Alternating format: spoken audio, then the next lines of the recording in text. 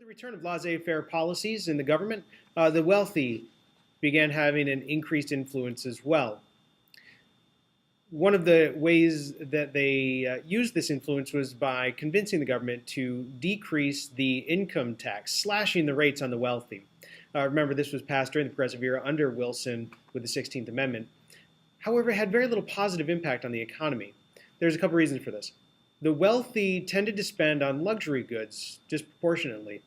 And what the wealthy were purchasing couldn't make up for the lost spending that the lost spending power of the majority of people that were not getting higher wages. Remember, the majority of the people living below the poverty line, so the wealthy weren't making up for the spending that the people below the poverty line weren't making.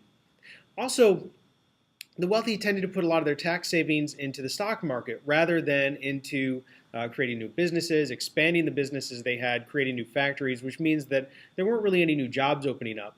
Because there weren't any of those new jobs, that means that the consumer spending is still very low, demand is still very low, and that's going to have other implications. What they were spending their money on was the stocks, and because of this, we often refer to this as speculation, essentially gambling in the stock market.